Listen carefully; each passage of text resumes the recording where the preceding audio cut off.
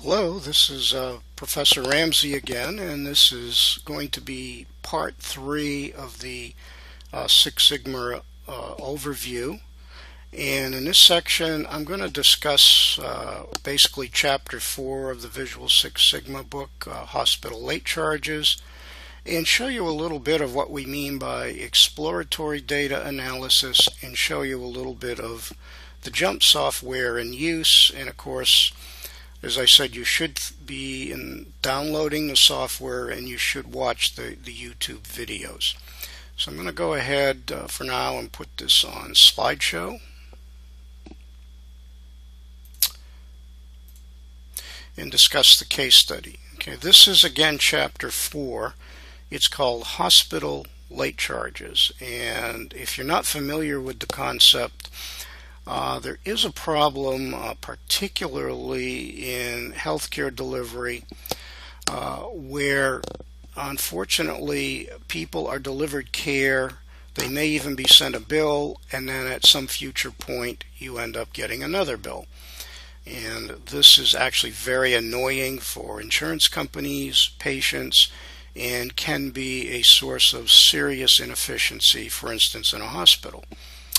To give you an example, a number of years ago I had some testing done at a well-known medical center in Massachusetts. It was not anything life-threatening. So the insurance paid their share of it. I paid some amount of copay. And then literally a year later I get a bill in the mail. I have no idea what it is for over some amount of money. And called the medical center and went through the usual hassles, and they said, well, we for some reason didn't charge you, and you really owe this, and you really have to pay it. And eventually I settled on paying a portion of it.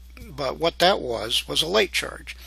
I had been discharged, and sometime later they dropped a bill on me. And that's the scenario for this case study, and I suspect many of you, if you've had to be treated at a hospital, urgent care and so forth, you may have had this experience, and it is quite annoying.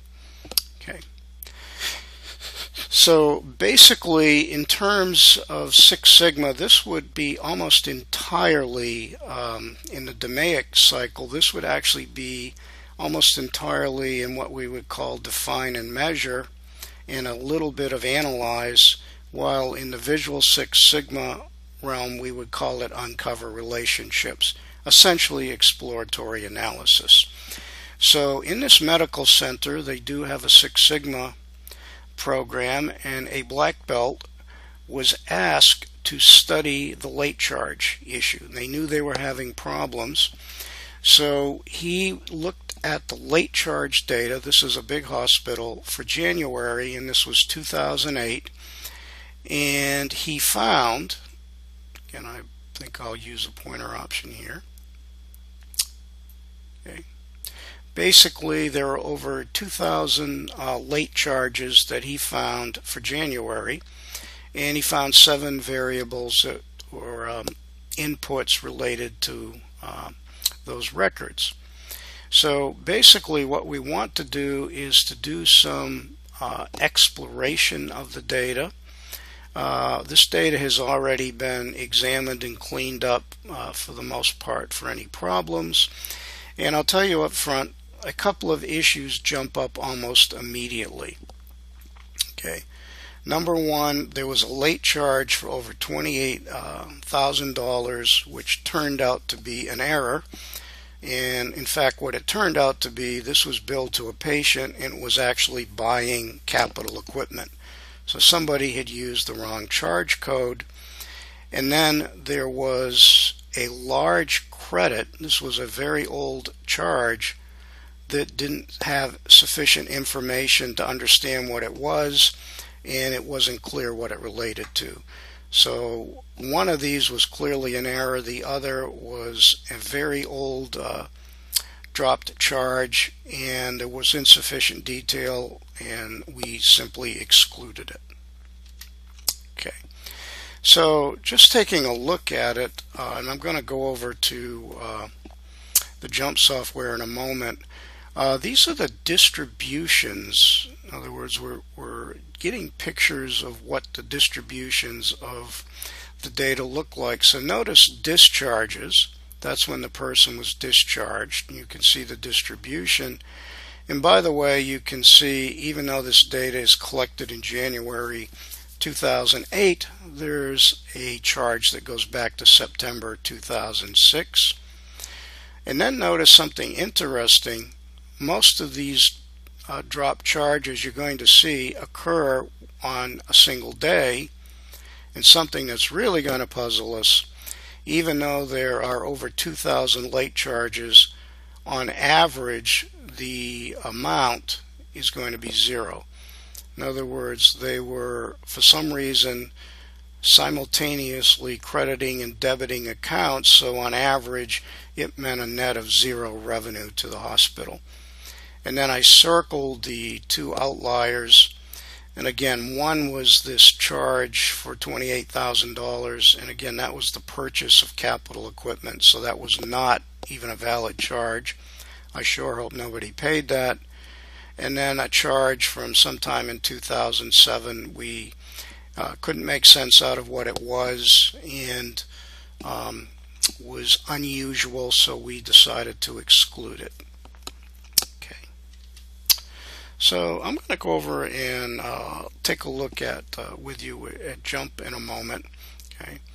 And by the way, January 10th, over half, this is where over half of the late charges occurred on one day. Very puzzling. Okay. So obviously we've already found some issues in the data that we'd have to get together with the billing people and try to understand exactly what happened. Why on one day was there over 1,000 charges? And by the way, not only that, if you take a look at the down below, okay, notice these are the, what I'm pointing at are the charged amounts.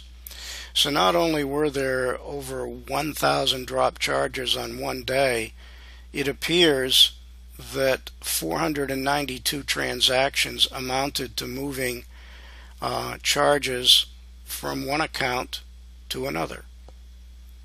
Basically, this was revenue neutral, and then there was one stray charge for a credit for $22. Okay.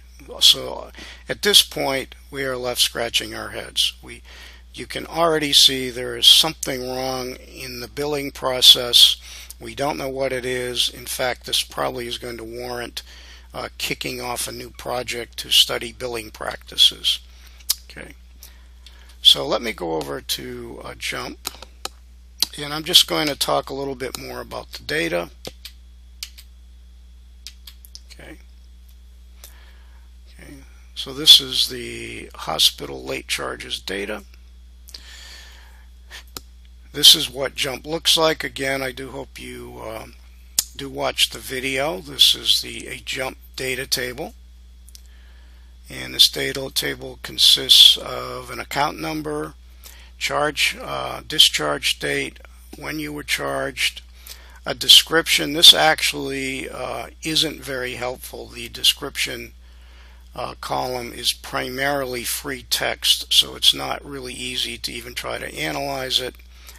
Charge codes, which we do not have a complete explanation of, and we'll see there are a lot of missing codes.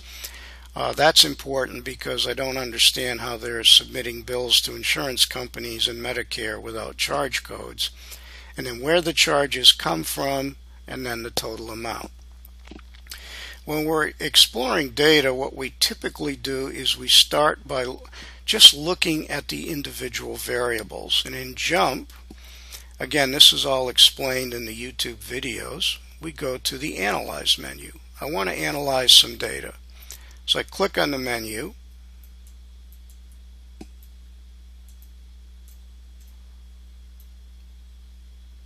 Okay. My mouse is all of a sudden acting up. So I may have to go back and take this out of slideshow to get it to work right. Okay. Okay. Distribution. So I'm going to look at discharge date, charge date, and I'm going to look at charge location and amount. Okay. So you needn't keep track of everything I'm doing. A jump is basically built around what they call a platform structure. A platform is simply a collection of statistical analyses that are similar in the type of data they're used on. So what happens is that JUMP simply packages them together. This keeps the user from having to hunt through endless chains of menus trying to find options. JUMP is pretty smart. It looks at your data, has a pretty good idea of what you'd like to do. So notice this is called the launch window or launch dialog. So I've put the variables in I want to look at. And JUMP uses the Y notation, meaning these are basically measured variables from the data, and I want to look at their distribution and get some, well, visualization and statistics. Okay. So this is what we would call a report window. This is essentially our analysis. Okay. Again, do watch those videos. Okay. And what you'll see as an example, in fact I should,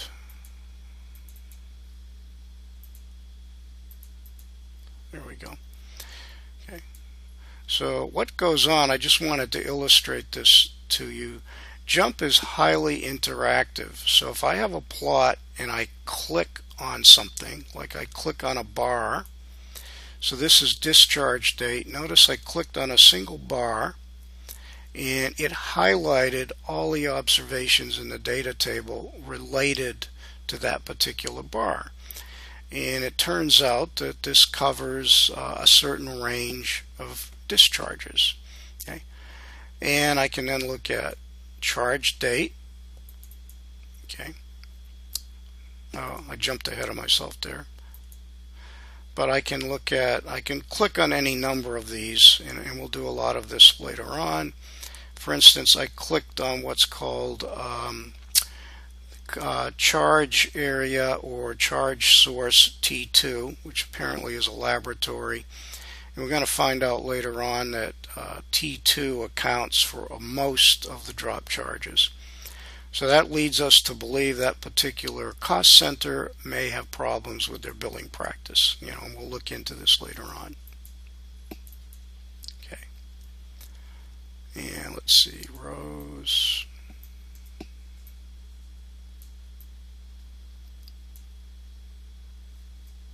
Okay. There we go. Okay. So as we look down through the data, what we see is one, a lot of the people were actually discharged within a narrow time frame, and as we showed earlier, most of the charges occurred on one particular day, which is something that's actually rather puzzling. So this is what we mean by looking at the distribution of the data. Okay, so I'm going to close that. Okay. Okay.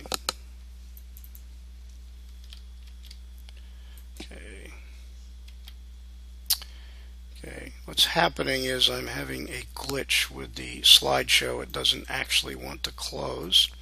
Okay.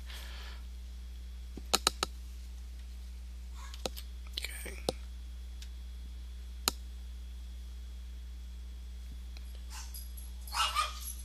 There we go.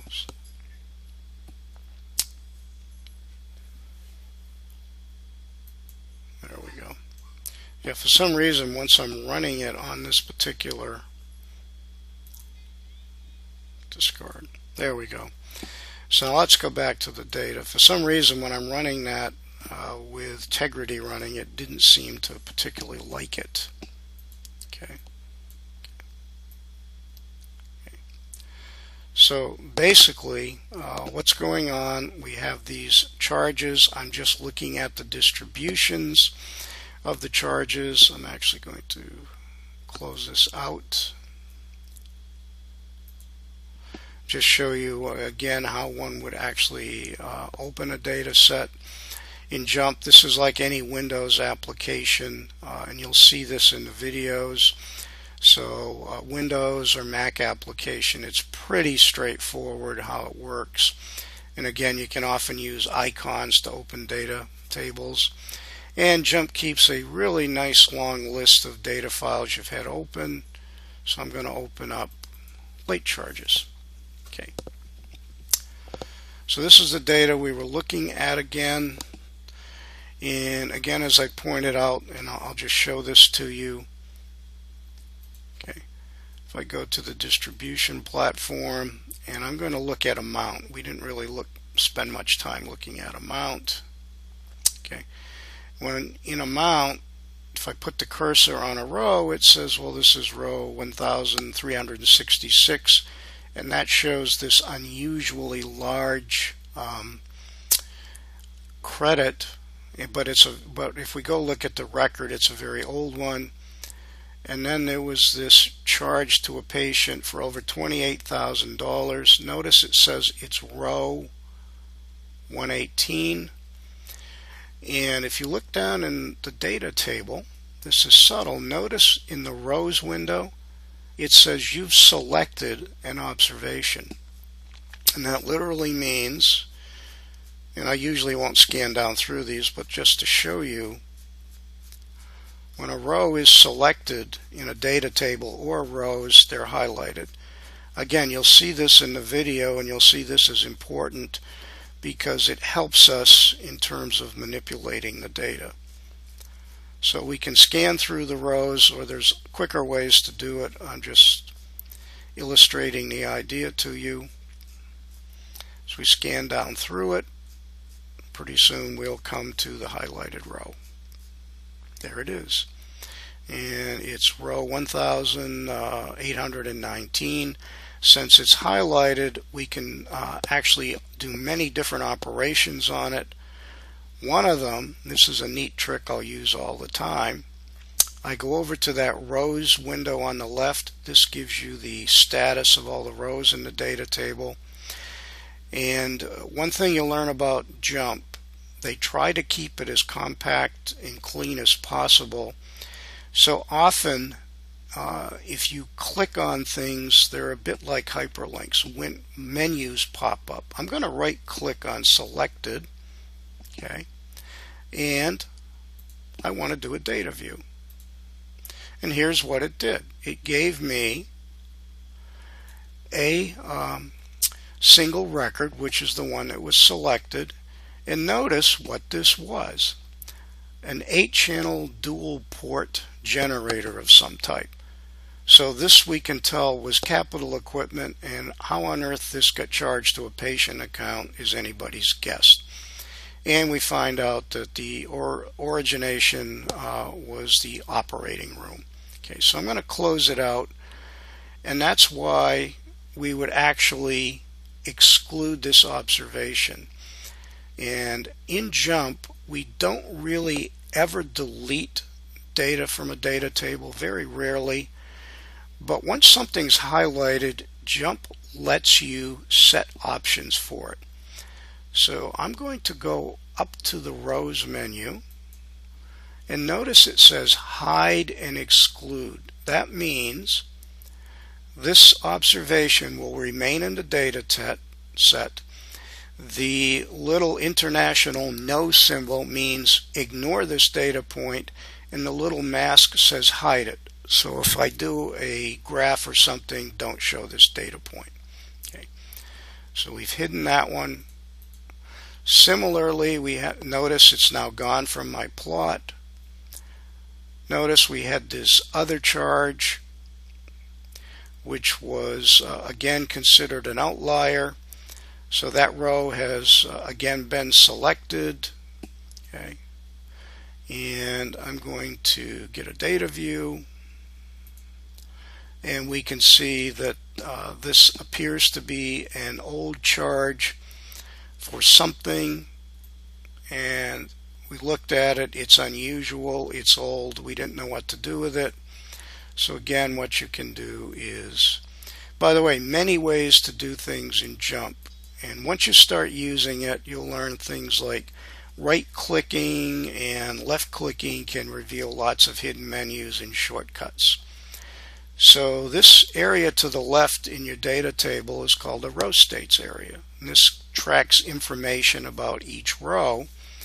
If I highlight the row and then I right-click in the row states area, there's some options. I'm going to hide and exclude. Okay.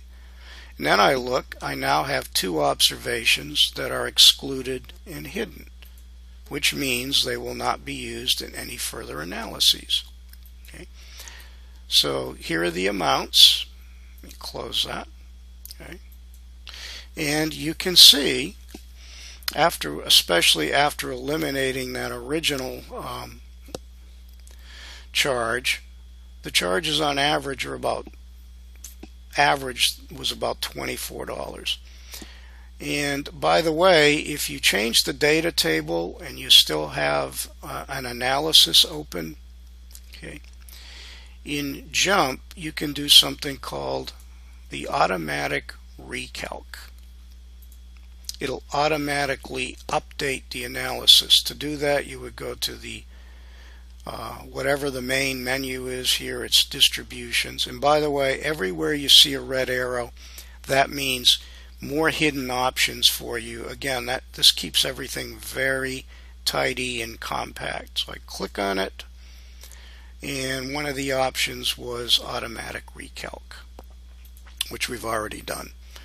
So you can see, even though we have roughly 2,000 transactions, they basically amount from moving data from a debit to a credit.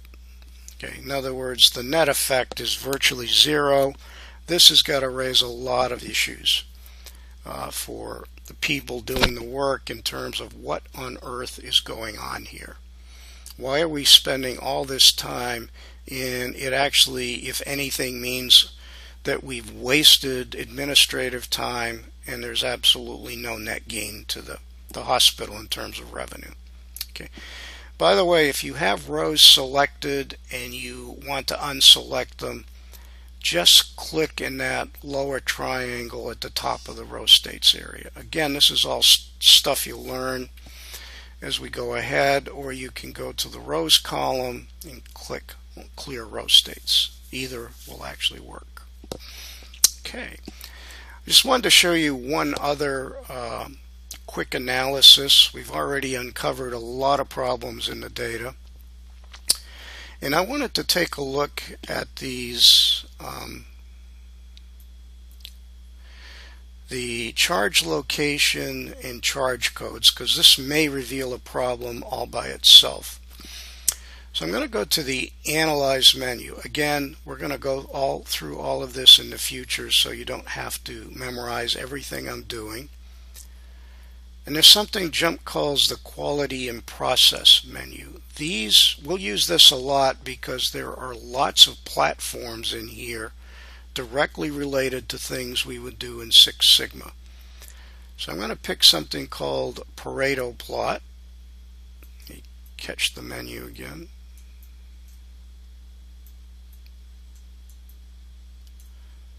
Okay, for some reason this is acting up suddenly. I'm not sure why. Okay. I may have to check on the resolution of this, but all of a sudden it's giving me a very hard time for no obvious reason. Okay.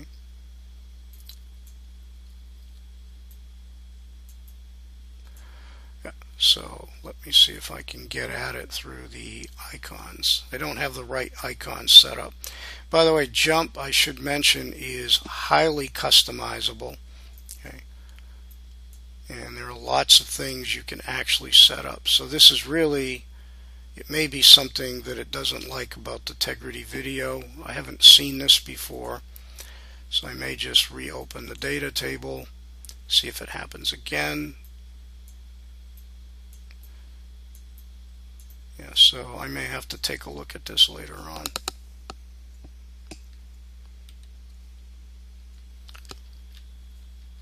Taking a look at it to see if it can reveal something that may be going on in jump. As previously I've had no actual issues with this.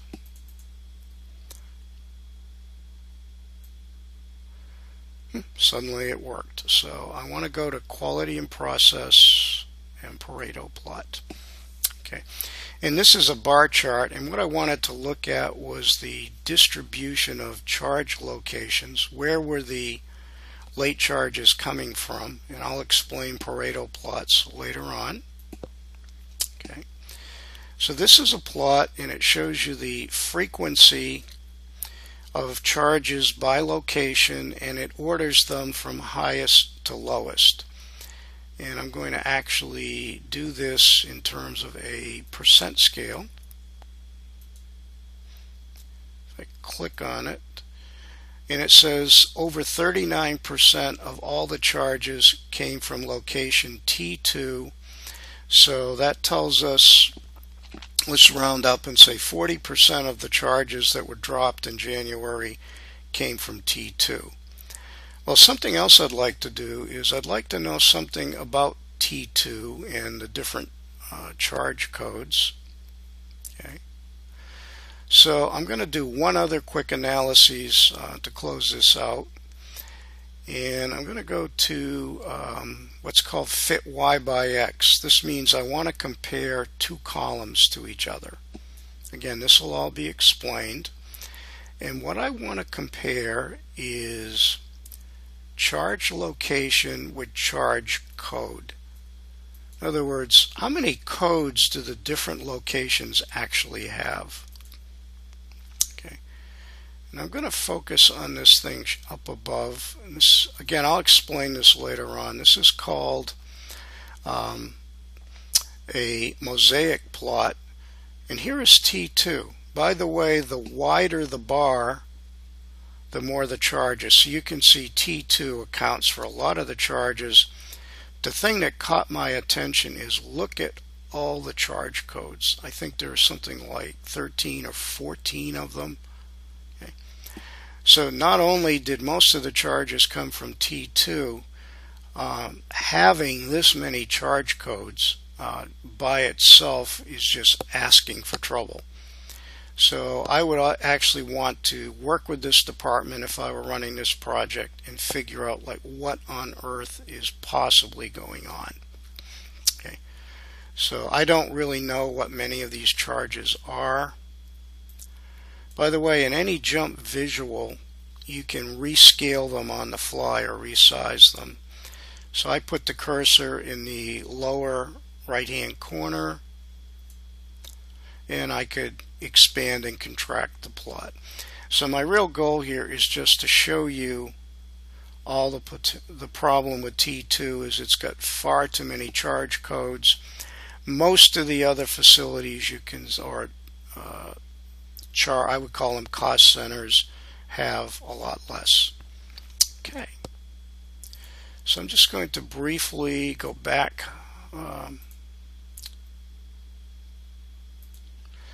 to the notes, and you can see charge location here. I only showed it for a few of them, but you can see that T2 has a very large number of codes, and that's just asking for confusion.